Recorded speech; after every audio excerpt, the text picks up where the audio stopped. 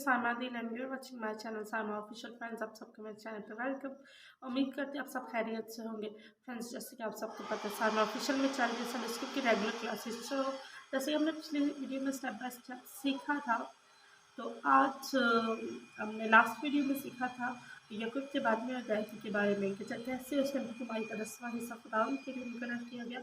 Viewers, जैसा कि अगर आप शरीयत में देखें तो शरीयत में दाई की जो है वो एक अहम सतून करार दिया गया है, वो हम सब पर बहुत ही लाजम है।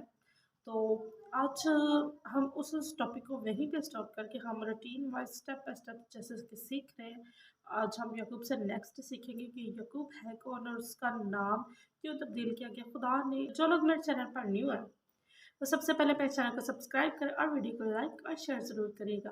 है जब खुदा ने उसको बरकत दी तो खुदा ने उसका नाम याकूब से इसराइल रख दिया और उससे ये कहा गया कि आज से तुझ पर जो बरकत चाहेगा मैं उसको बरकत दूंगा और जो तुझ पर लानत करेगा मैं उस पर लानत करूँगा। खुदा ने इस कदर इसराइल को बरकत दी कि वो आज तक बढ़ता ही जा रहा है। खुदा ने उसे बहुत बरकत दी और जो बीवियाँ और 2 लौंडियाँ थी जिनमें से उसके बेटे पैदा हुए। और यकूब जो अपनी छोटी बीवी यानी दूसरी बीवी राहल जिससे वो बहुत प्यार करता था, उसके बेटे यकूब यूसुफ, जिसके नाम यूसुफ और बिन्यामीन है। जो यकूब है यानी कि इसराइल जो वो अपनी छोटी बीवी राहल के बेटे प्यार करता था और इसी वजह से वो अपने बेटे यूसुफ से भी बहुत ज़्यादा प्यार करता था।